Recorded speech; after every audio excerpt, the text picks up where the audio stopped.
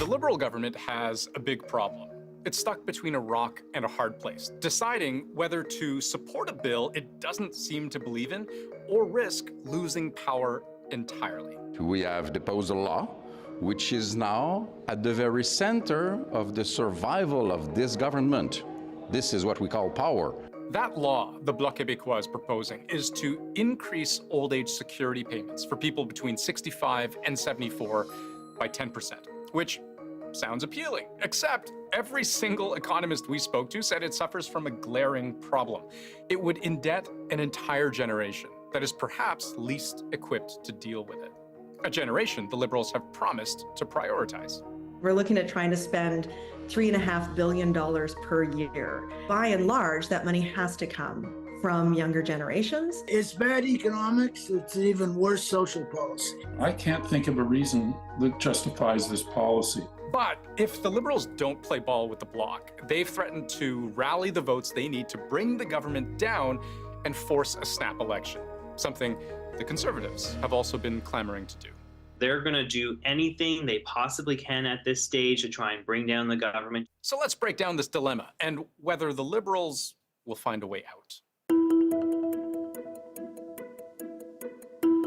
Now, when we spoke with economists about this bill, the thing they kept stressing is that while increasing OAS payments to some seniors would absolutely help them make ends meet, and times are tough, there is a fairly big trade-off. This is a very costly move, just given the size of the group that's going to be getting these checks. It might only be a few dollars a month per person, but when you add it up across the country, it is a lot of money. So right now, if you're over 65 in Canada and you've lived here for a while, you're probably eligible for old age security. What does that look like? Well, it means a government check for everybody between 65 and 74, up to around $727 a month. If you're over 74, the government recently bumped your payments up by 10% to $800 a month. The Bloc proposal is seeking to increase payments to seniors in that first category by 10% as well. So here's the big picture. Last year, this program covered 7.2 million Canadians, costing the government around $60 billion. The 10% increase, that would represent another $3.2 billion every year, and probably forever. It's not like a lot of other government benefits that, sure, you can implement them, and then if you change your mind later, you can phase them out. Seniors' benefits that people count on for their retirement are really tough to phase out. And $3.2 billion additional dollars, that's really just the start, because baby boomers are a huge generation, and every year, more of them become eligible. According to this government projection, a decade from now, nearly 10 million people will be getting OAS, which will cost more than $100 billion. And that's before this 10% increase, and before you take into account that OAS payments are indexed to inflation. So if the price of things rises 5%, so do payments. This increase that's being proposed by the Bloc Québécois costs X number of dollars now, but it might not cost that in the years down the road. It could be actually a much more significant budget commitment than what even the parliamentary budget officer is insisting it will be now. Which brings us to the root of the problem economists have, and that is, who pays for this? With any decision to spend money, you have to ask where the money is coming from. And I think when you look at this, you'd say this is fundamentally a transfer from taxpayers to the retired, from workers to the retirees. Yes, somebody has to pay, and generally it's younger Canadians. Now, in previous generations, this wasn't as much an issue because there were lots of working-age taxpayers to support a relatively small pool of retirees. Back in the 1970s, for example, there were around 7 working-age Canadians for every person over 65, which means the cost to support one OAS recipient was split by 7 workers. But things have shifted a lot since then.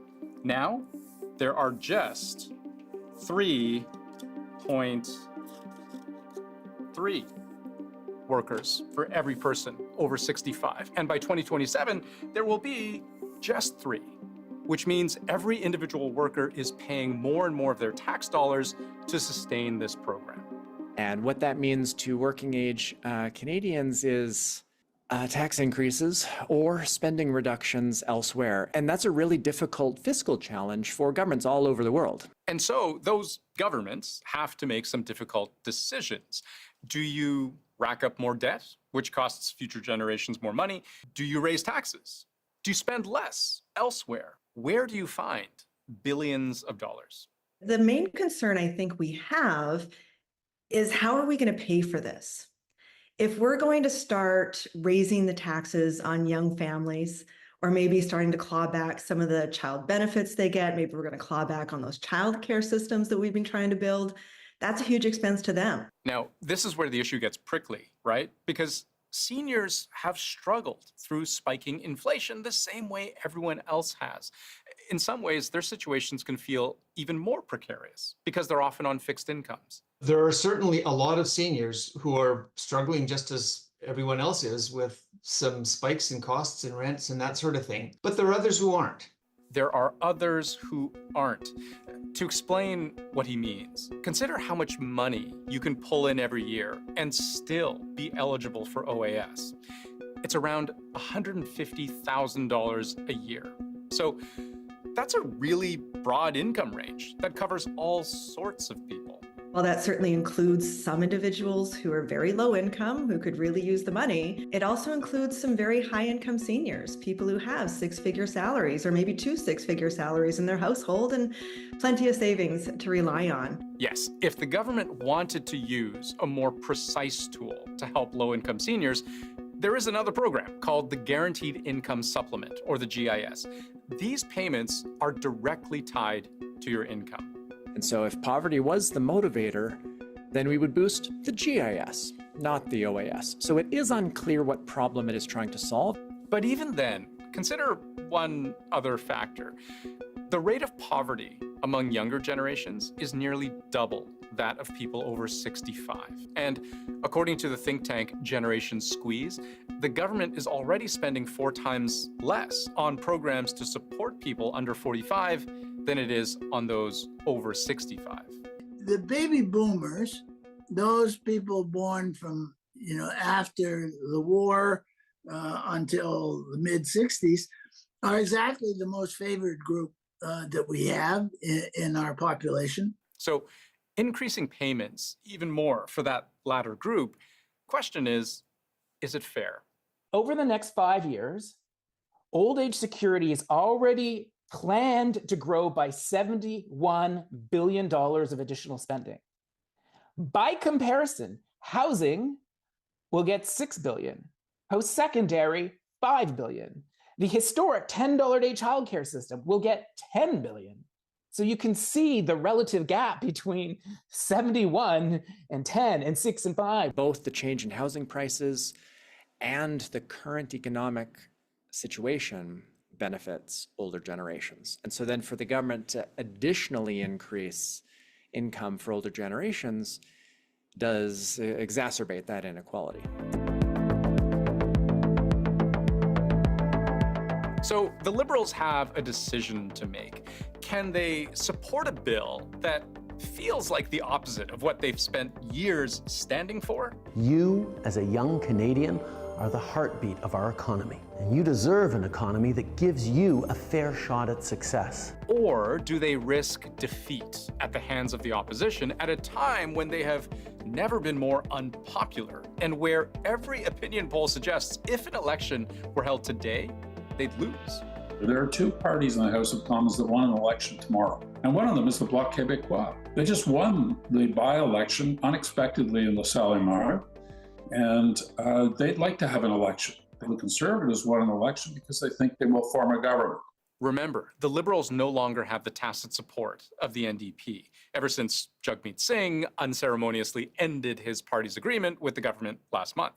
Today, I notified the Prime Minister that I've ripped up the supply and confidence agreement. Which means a majority of opposition MPs can band together and effectively vote to topple the government. The Bloc has made clear, if the Liberals don't deliver on this increase to the OAS, they will try to bring the government down.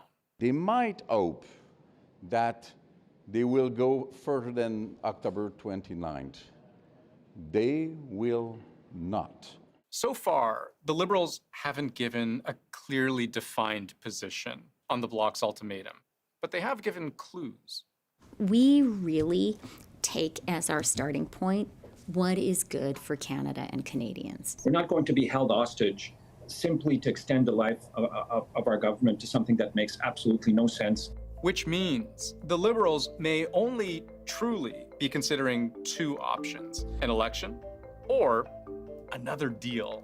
Perhaps some compromise with their former partners, the NDP, where they give some kind of handout to seniors in need, but without breaking the bank for the very people who brought Justin Trudeau to power in the first place.